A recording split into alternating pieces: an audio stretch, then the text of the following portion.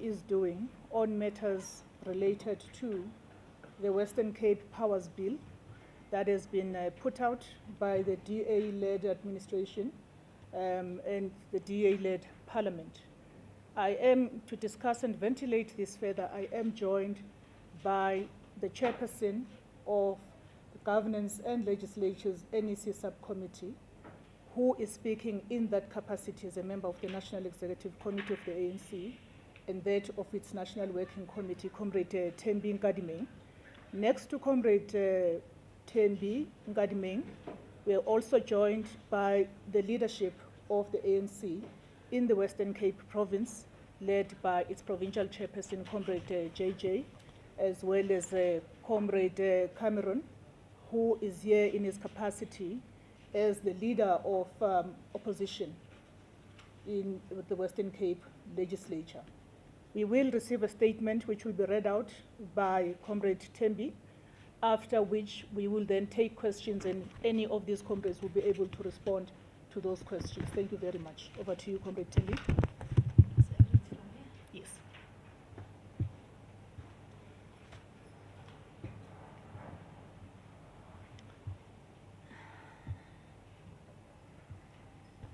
Thank you very much, Comrade Mahlengi. Good afternoon, Comrade JJ, Comrade Cameron, and members of the media. The ANC will not falter and never allow any attempt to bring back apartheid through a back door. We have noted as the ANC the intention of the Democratic Alliance to conduct provincial hearings on what it is terming a provincial powers bill starting on Monday.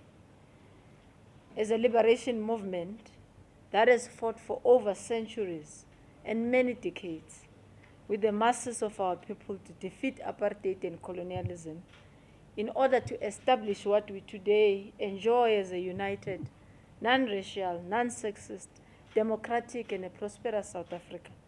We call on all our people in our country, but particularly in the Western Cape, to reject this bill.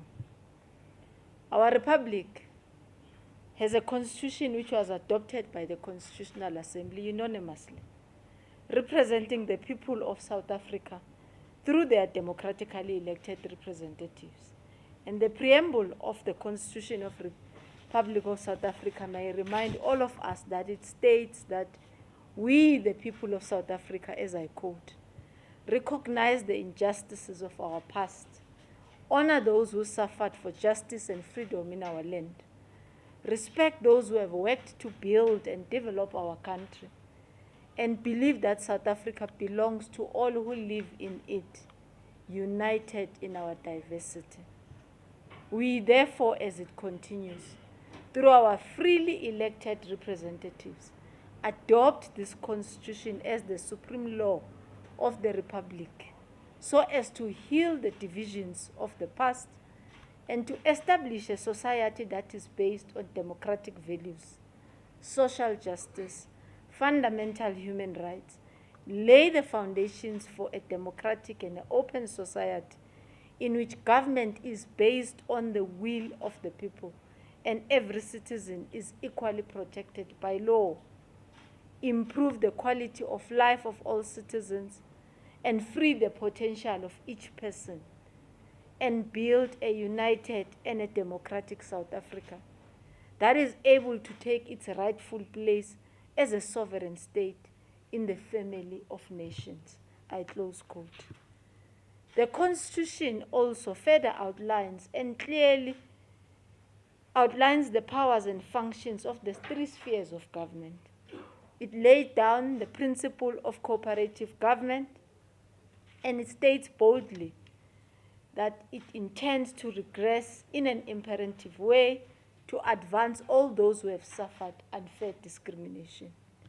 The DA today therefore represent the relics of the past, the apartheid past, a past that was characterized by the brutal violence and the dispossession of land and wealth of the indigenous people and the majority by colonial oppressors.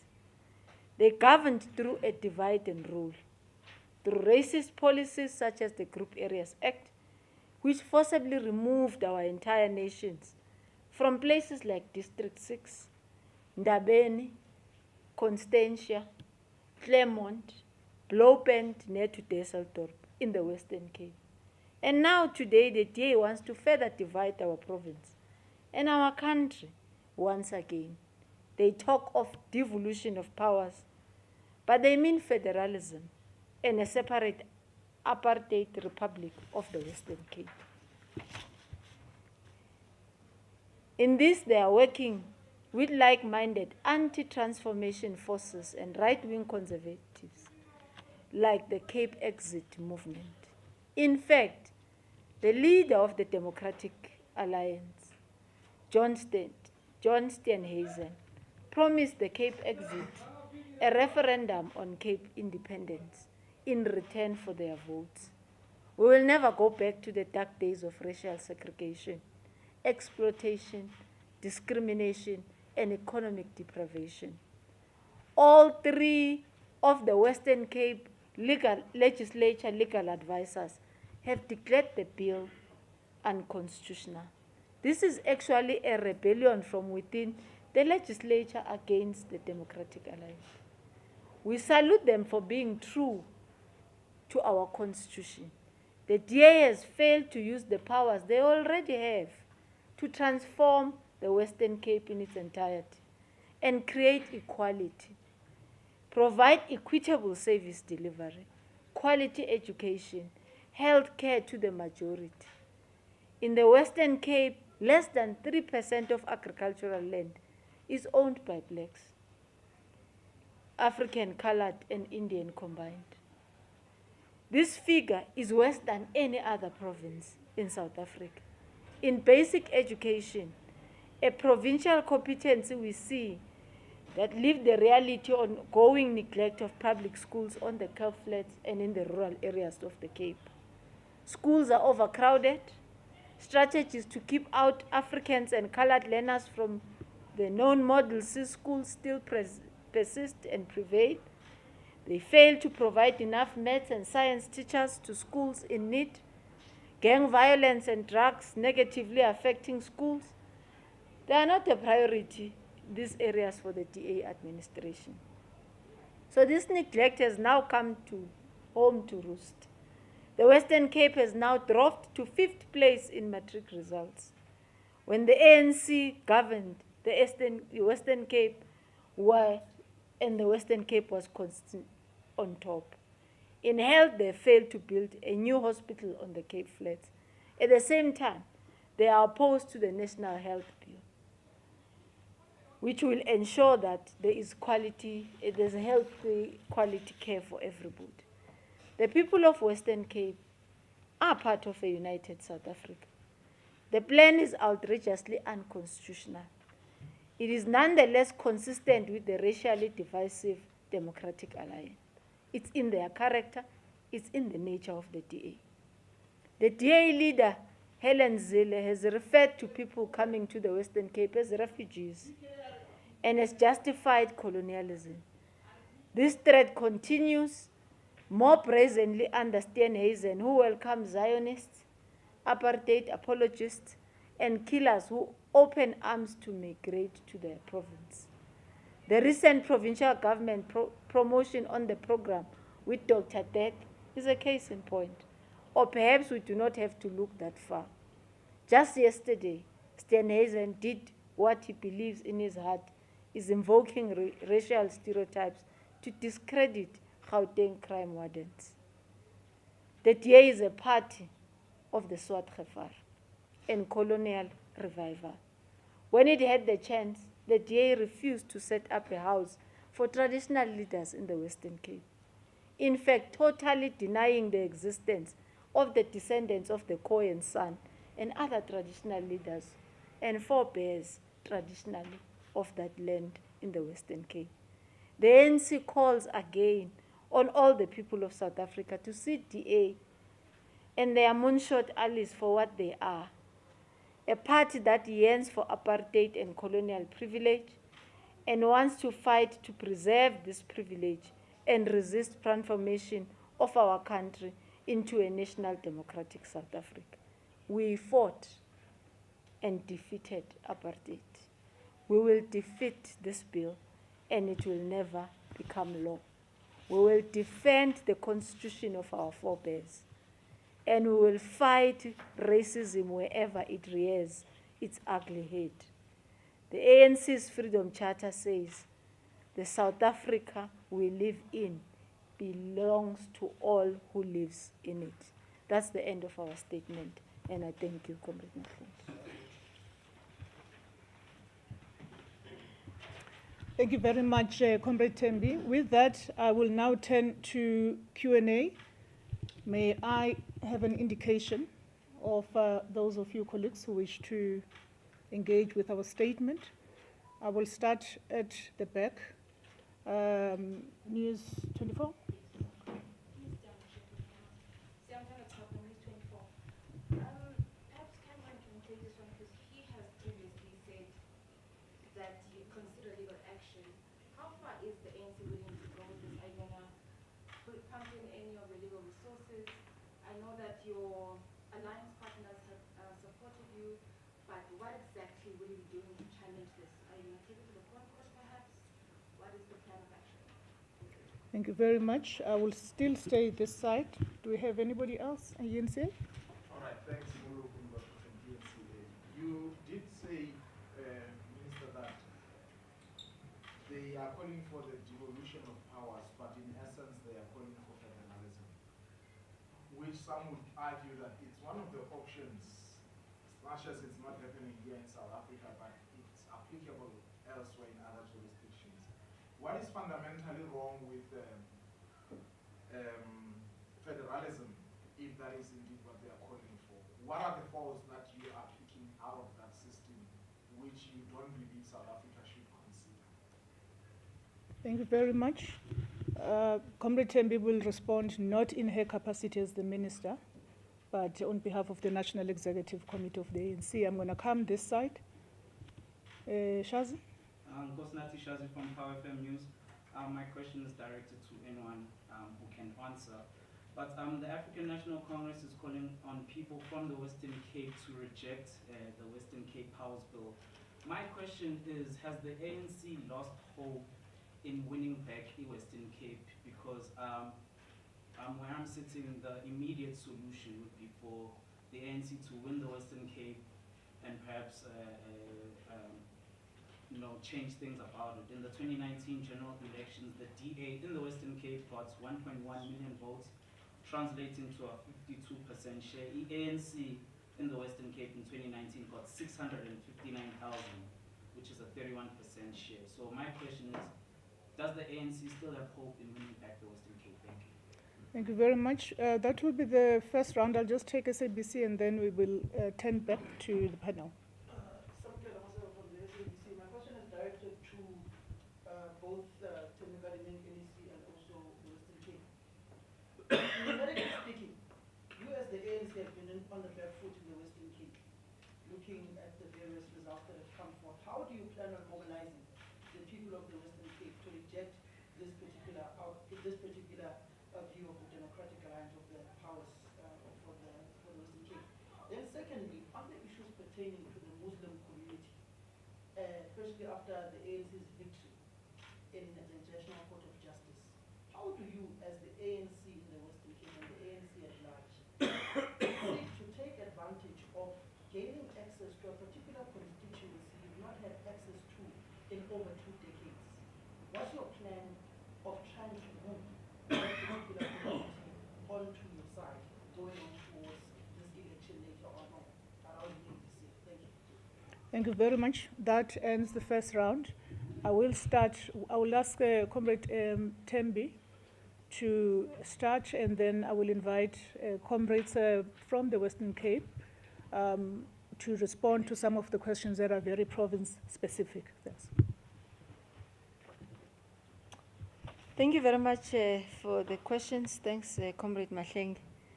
Well, I'm going to leave all the provincial questions really to the provincial leadership. They will best elaborate on it. But Muloko, the question should possibly be saying, what does the Constitution of South Africa be? What is it saying in terms of federalism? It doesn't have federalism. It actually has got quasi-federal powers. In fact, all powers, if you look into the constitution, they are centralized at national. They are devolved at a provincial and a local level, to an extent of even defining what will be the role of the province. If you go to the constitution, you look into Schedule 4 and Schedule 5, it tells you if they are giving you, for example, that you must manage a park on behalf of a tourism department, it's well defined in the constitution. It further mandates national on Section 44 of the constitution to say, develop those powers and legislation for provinces.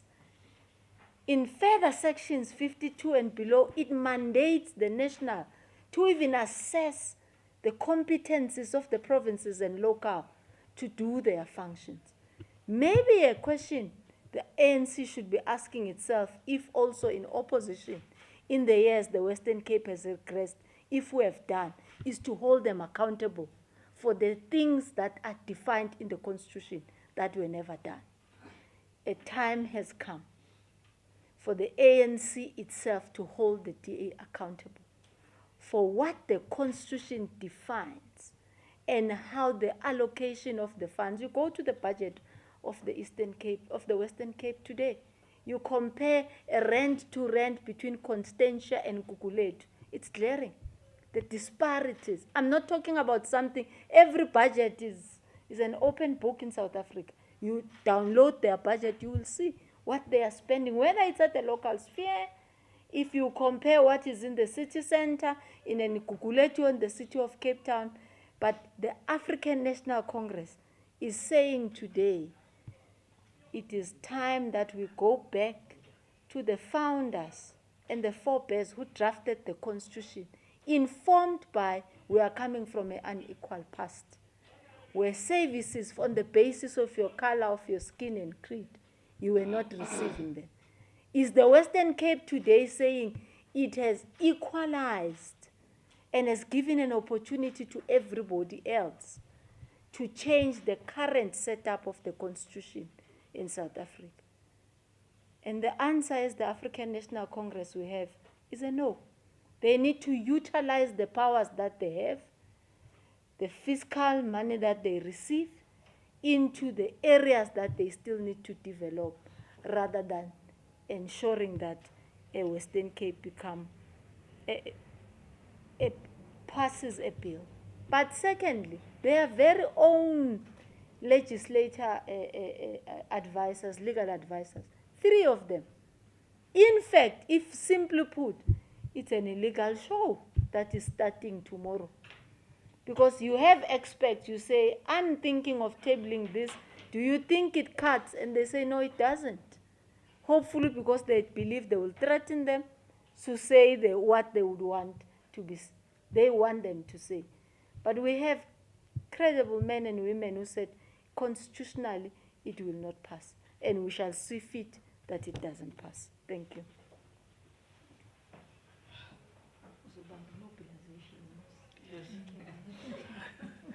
Thank you very much, members of the media.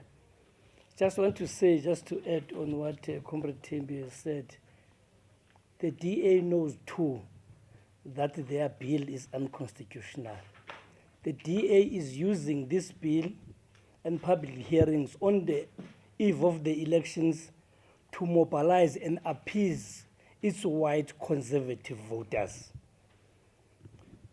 Comrade Cameron will tell you, the first people to propose a bill of this nature at the provincial legislature was the Freedom Front Plus.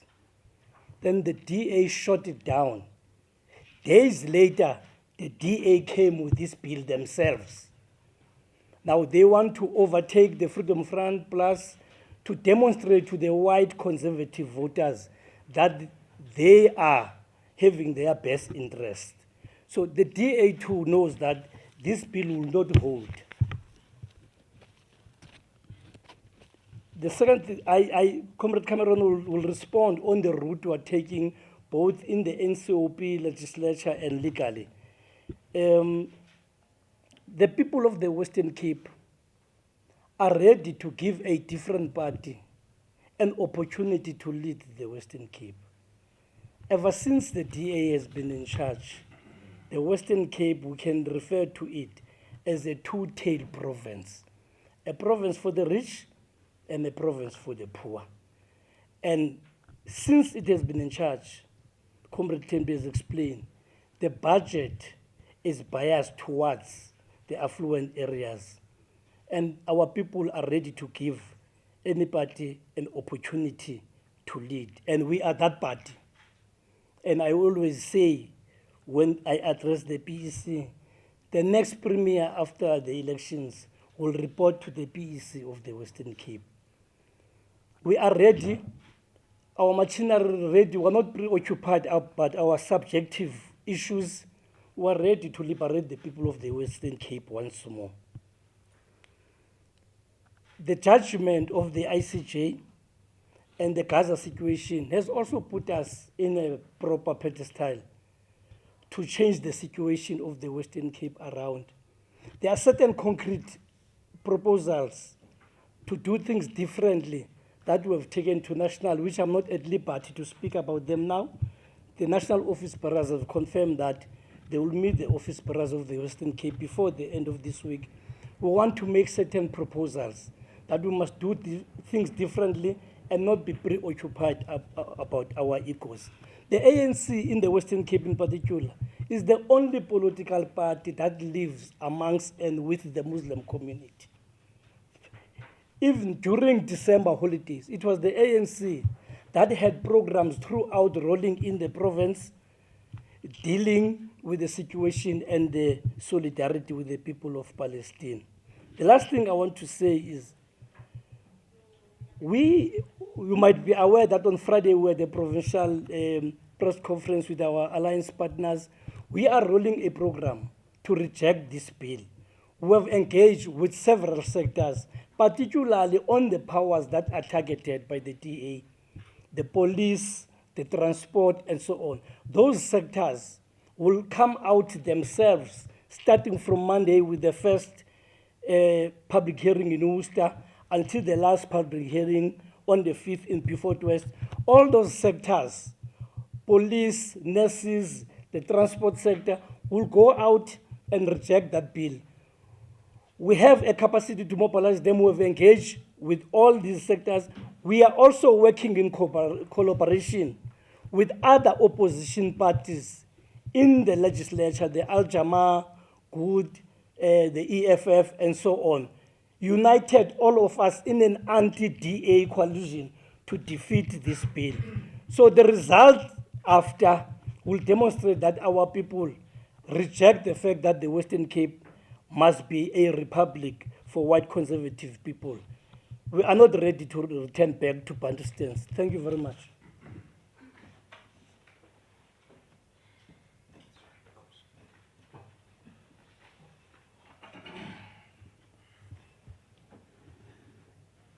So stand on you. It depends if you're short, if you're in my shade. No, just sit down. It's for our head of DOP. Yeah.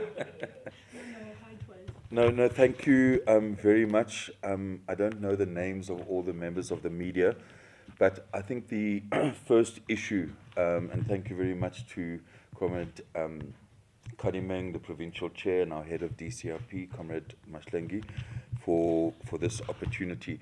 I think the first question which I should try and address was about what legal steps. Now, as we may be aware, what we have at the moment is a bill, right? It's a bill, and bills can basically be introduced in three ways. The first is if the executive, i.e. the provincial executive or the provincial cabinet, brings a bill to the legislature. The second is what Comrade JJ referred to, what Peter Murray did from the Freedom Front. He brought a private member's bill, which, as he indicated, the DA shot down. And then the third way, which has never been used in the provincial legislature before, is a committee bill, where a committee, say, of education looks at something and thinks there's a problem, says, okay, we're going to bring a bill. Now, this committee bill was never ever discussed in the Standing Committee on the Premier, yet the DA chairperson, Mr. Fry, simply arrived with a draft bill without any memoranda which has to accompany a bill, and they're claiming this now as a so-called committee bill. But we have consulted, and the issue is that if you try and interdict a bill, your chances of success are probably zero because it's still a bill. But if, and I, not really a betting person, but we all know that this is never ever going to become a law. There will be public hearings, and their objective is obviously to appeal to the constituency that JJ was referring to. But even if we have a situation where the Premier of the Western Cape has to sign and assent to a bill, there is a provision in the Constitution which allows 20% of the members of a legislature, and the ANC together with opposition parties is way above that, to apply to the Constitutional Court for an order declaring that all or part of a provincial act is unconstitutional. We don't think it will even get that far, but there is that provision. And I think the interesting thing about all of this is that the legislature, not the ANC, the legislature has 3 legal advisors. And every single one of them, as Comrade Kadimeng has indicated, declared this bill to be unconstitutional. And we've never had a situation where a bill has gone further once the legal advisors have actually not authorized it. So clearly this is just an election exercise. So I think on the issue of the interdict, it was then felt not to interdict because you can't really interdict a bill. But there are many mechanisms, such as the one I've mentioned, to actually make sure that this bill never becomes law. But what we have also done as Leader of Opposition for the ANC, we've written to the Speaker, pointing out a whole number of concerns about procedure, and actually have also approached lawyers for advice here on actually taking this to the Auditor General as well as the Budget Committee. Because what they've done by saying public hearings must go ahead, and they're costing about 450,000 Rand for these public hearings. The Speaker himself, as a custodian, he knows the rules.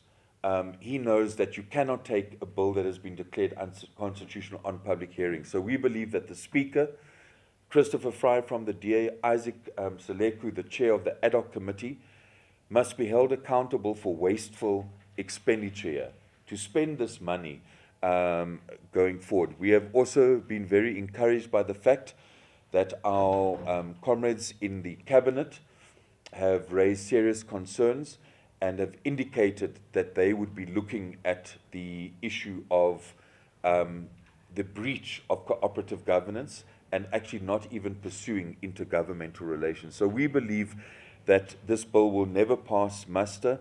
We've got the legislature strategy and we will hold back. But our prediction is that this will not even come back to Parliament after these public hearings. But we are ready, in any eventuality, look at formal legal steps after this particular process. I think the only other issue that I really need to respond to is just to back up our chair on the issue of the work that is going on in the Western Cape around the elections, and in particular the issue of the Muslim community. I think what often people forget is that compared to any other organization, the ANC is the only organization in our province and elsewhere that has a presence in every ward. We have volunteers who don't get paid. We have elected structures. We have an alliance that we work with. We have strong civic organizations. And what is happening because of the leadership of the national executive is that there is a motivation and an energy that we haven't seen for a while in our province. And we don't need to tell the media about our own dirty laundry and our own problems and so on. But we have a situation where people have been energized by the steps which our national leadership is taking, the incredible stand to take as a developing country our place globally with the ICJ action has resulted in an interesting phenomena. The ANC has always had a strong presence in the Muslim community. You would recall when Ibrahim Rasool was our premier at that particular point in time, and because of the work and the support that there was, we had support from a majority in the Muslim community, not more than 50%, but a majority. And I think some of the challenges that we faced have also, resulted in some people moving away. But what we are finding almost unequivocally in the mosques, in community meetings, and this is not only a Muslim thing, but it's a huge issue in the Muslim community, that people are saying never, never again are they going to vote for the DA, those that did, right? And this is because of simple things, like we have a situation in our legislature after the war broke out in the Ukraine. The legislature actually lit up the legislature building in the colors of Ukraine. We then tried to have a debate about Palestine. They refused to even debate the issue about Palestine. Secondly, they refused to put up the Palestinian colors in terms of the genocide that was happening. So those contradictions are apparent. When people mobilize to put a flag up in Lavender Hill, then the DA is finding ways of taking that flag down. We've had situations in our schools where some teachers, Comrade Maslengi, in state schools have actually refused that children can actually use the colors of the Palestinian flag. In a state school, we had a Zionist fascist from Sea Point who physically attacked and abused. And I mean, race we know is important here. This Zionist is white. The woman who had Palestinian stickers on her flag, she had her door slashed, insulted. So people are seeing these things.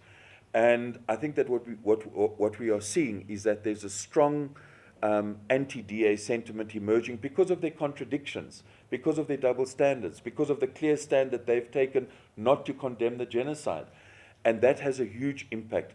And I think what we're beginning to see now, like all voters are concerned about service delivery, they're concerned about different issues. And I think Muslim voters are rejecting, by and large, in mosques, people are talking about the DA and what they've done, the double standards. But voters are also concerned about what we have to offer. And I think with the stand at the ICJ, with what our government is doing in terms of the renewal program, there is a growing support of people who had possibly left us in that community that are coming back. So the notion of the ANC not being competitive in the Western Cape, you must remember that in 2004, the ANC got 40%. And I think, as our chairperson has said, the work that's going on the ground, the enthusiasm, it's about turnout, and some of the things which are actually happening are helping to galvanize our support base. Right today, and this is the last thing I'll say, because we are involved in the election campaign, yesterday and today, all of our regions and what we call local election structures are busy canvassing. They're doing electronic registration of voters. And the enthusiasm is there. We will then roll into next week with this campaign against the bill. The 3rd and the 4th, we have voter registration. And I think you are clearly going to see the results of a more cohesive, a more united, and a more focused ANC Western Cape. As we've heard, our national leadership, I think it's quite unprecedented that at an NEC meeting there's a breakaway to have a specific briefing, because this actually isn't only a Western Cape issue. What the DA is doing is trying to almost balkanize this country, playing into different sentiments which actually undermine the united and democratic nature of our country. And people are seeing that. So from our point of view, we just want to thank our national leadership for addressing this issue.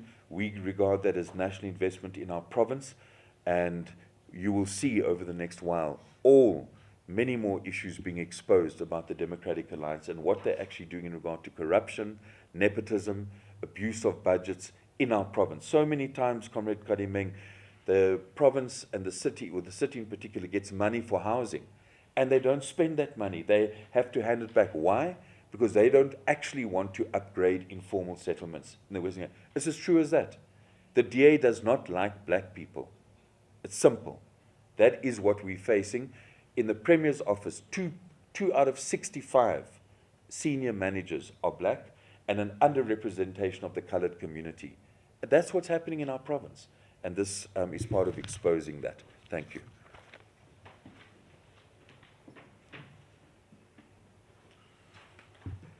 Do you colleagues believe that we have exhausted matters? I am going to request that whoever has something to say, we really try and keep it succinct, and it also get responded to succinctly in the interest of time. I will start with Stando there at the back, and you'll be the last person to comment, Muludu.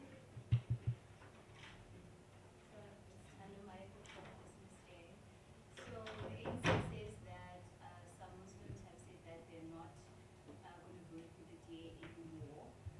What has been the response from the Jewish community? Has the Jewish community, since the war started and the ANC's response said that they're now going to vote for the ANC or will not vote for the ANC anymore, has that relationship been strengthened with that community or been weakened? That's what I'm basically asking. And then the Western Cape government last year declared an intergovernmental dispute with the national government over the payment of what public sector agencies.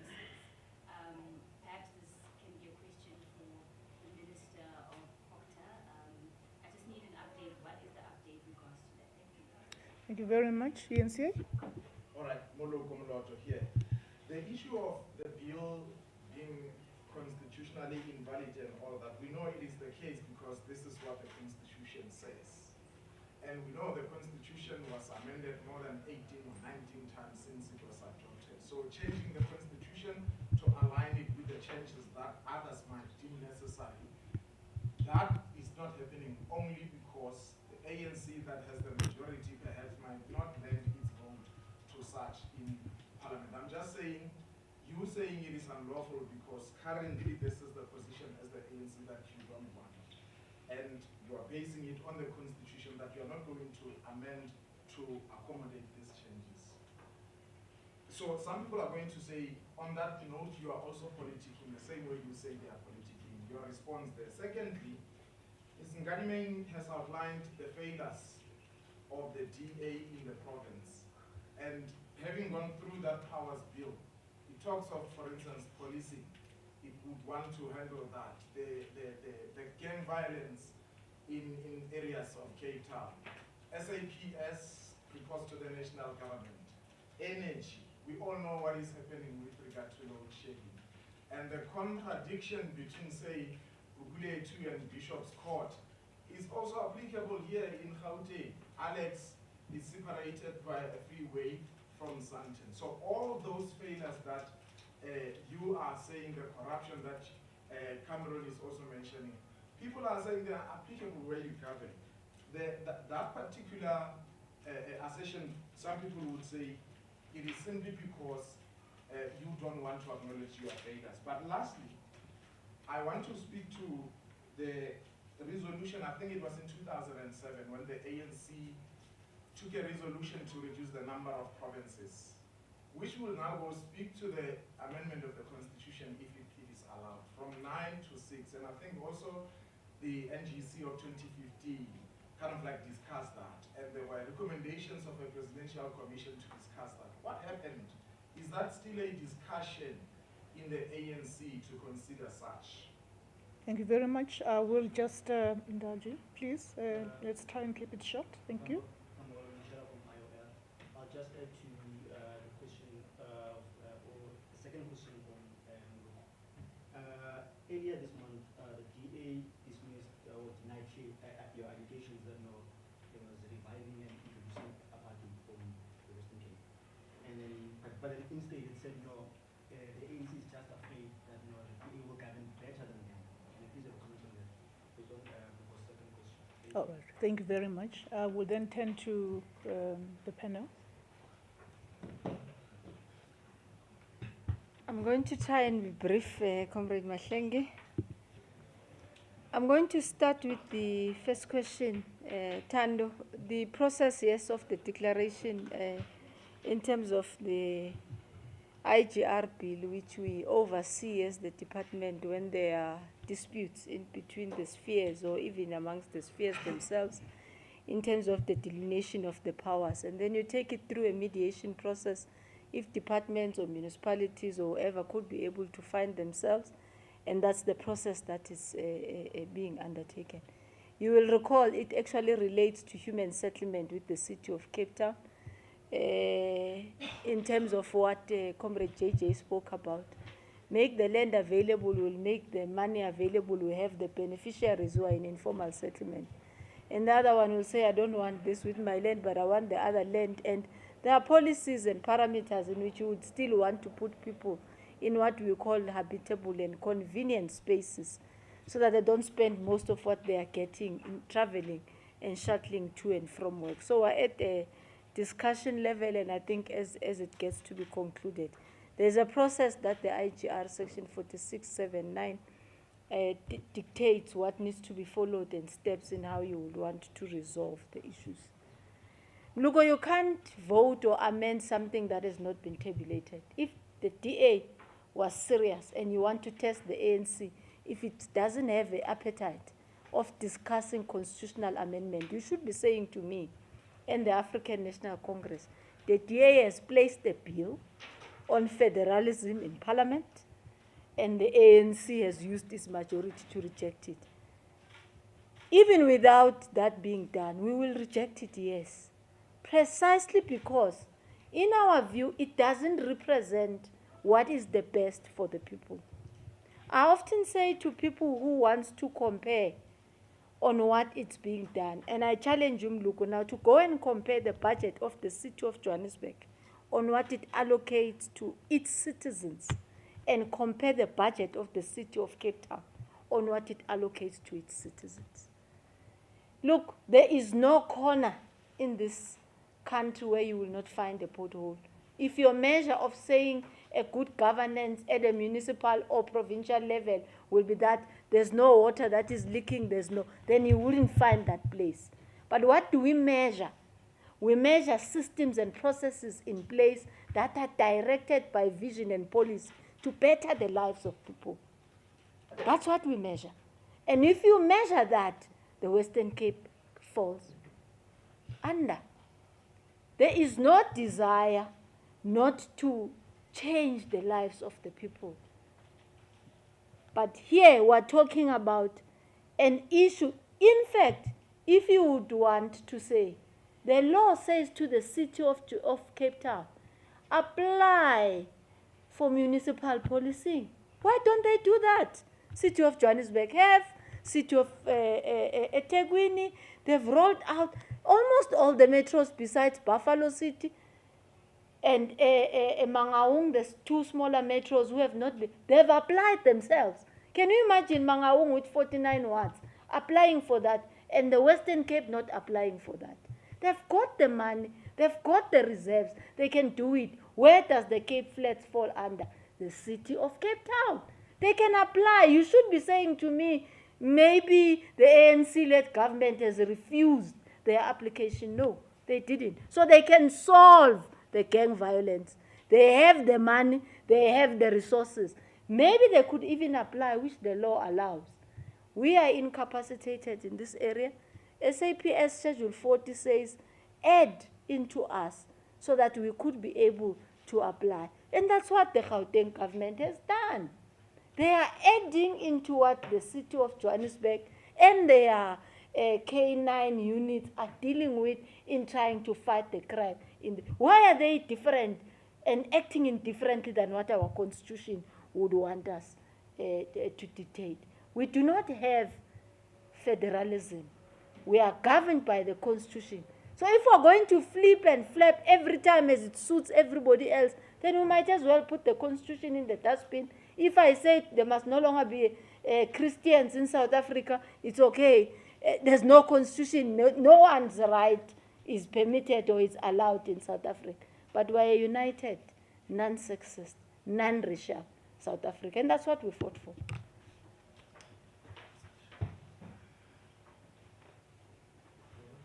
Just two things. The first thing that you add to Comrade Tembi, towards the end of last year, the Human Settlement Department of the Western Cape returned 200 million to the national treasury, 200 million, for its incapacity to build houses, particularly in the black working class areas.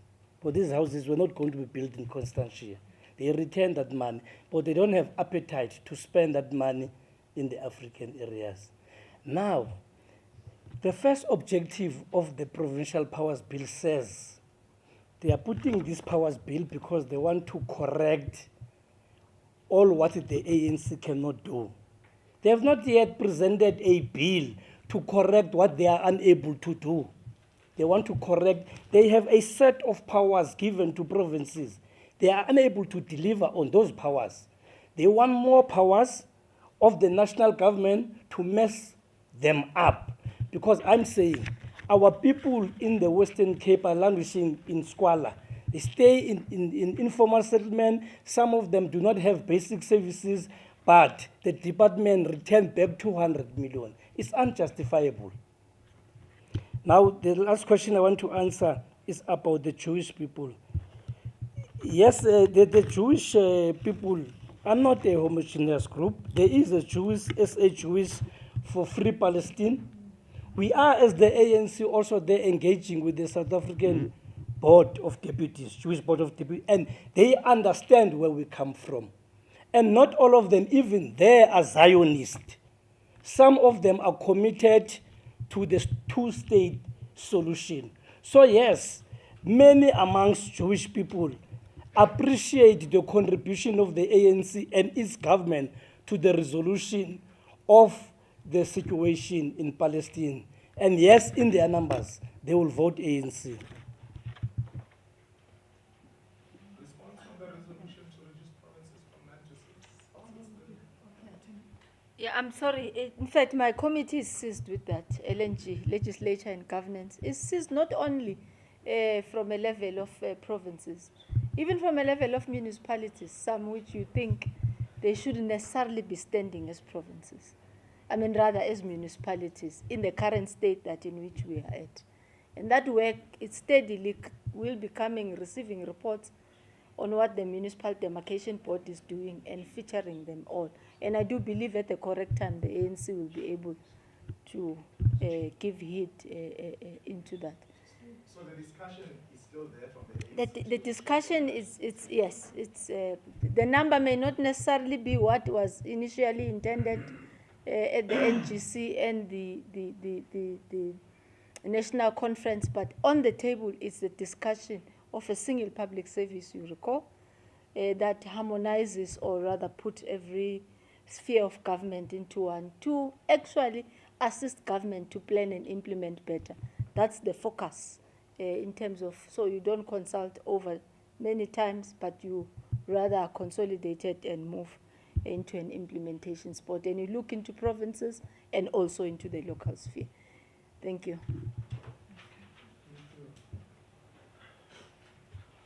Thank you very much. I just want to, I think it was a reporter from the ENCA who was mentioning some of the powers that they mention in this bill. You know, I actually struggle to call it a bill because it's actually just a flyer. It's like a pamphlet. It's not actually a bill, but they do mention the issue of energy. Now, I'm not sure whether colleagues are aware, but in the city of Cape Town, some energy is provided directly by Eskom. There's other energy that the city of Cape Town provides, and obviously there are NERSA surcharges. Now, what has happened in the city of Cape Town is that the DA-led city has actually placed an increase over and above what was agreed, what was determined by NERSA. So, in fact, they're continuing to charge that, and there's a court case going on at the moment around that. But what a lot of people don't realize is that if you go and spend 100 Rand in the city of Cape Town and you are getting power directly from Eskom, you basically can get 40% more units than if you take that same 100 Rand and buy prepaid from the city of Cape Town. So they are calling for energy as a competence. They have set up an ad hoc committee of the legislature, and they refuse to actually call to that ad hoc committee, NERSA, ESCOM, and the city to actually expose that. So people in our province, you talk about unhappiness with the DA and issues of why should it be that the poorer people of the city of Cape Town across all race groups are having to pay more because of a surcharge over and above NERSA by the city of Cape Town. That is the reality. And all the money that they are spending is just for consultants to help this municipality to develop a plan, but actually in terms of generation. Our basic point from the opposition as the ANC is that the people of the Western Cape will benefit more from cooperation with national. Comrade Kadimeng and the president, they've got this district development model where they're trying to make sure that we coordinate seamless government. Do you know that the DA rejects that? They actually reject it. And I think our people are beginning to say, but you know what? If we had not the blame and complain, yes, policing, gangsterism is a huge issue. But when you set out to fight the national government, I think the people of the Western Cape are suffering. We need a situation where we embrace working together with our municipalities, with the national government. That is in the interest of the majority in the Western Cape. What they are doing is basically dividing our province and denying the benefits from a cooperative approach. And the last thing I want to mention is that one of the functions which the bill doesn't actually mention, but it's the issue of international relations.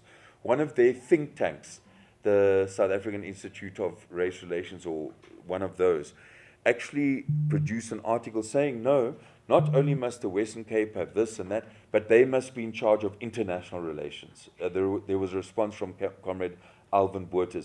So can you imagine with the situation at the moment where the DA would then want to have international diplomatic relations and undermine the sovereign nature of our country? The impact that we are making internationally is because of the cohesive approach of our national government. So you can see where this is going. They talk devolution. They actually want federalism, which, as our Comrade Kadimeng explained, is not in the Constitution. Kadesa actually rejected federalism. We come from a history of Bantustans, and Kadesa had rejected that. So we shouldn't try and invent a notion that the Constitution actually provides for federalism. It doesn't. So that is what they actually, so they talk devolution, they want federalism, but actually they are on the path, according to them, to appease the right wing, to have an independent Cape Volksstaat. That's actually where these right wing elements are going, and we will never allow that, as our leadership have said. Thanks.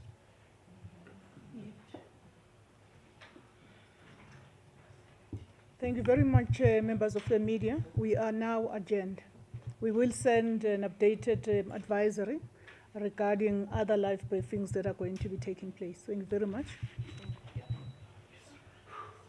Went well, Shengi. Yo, it's yapila in this room.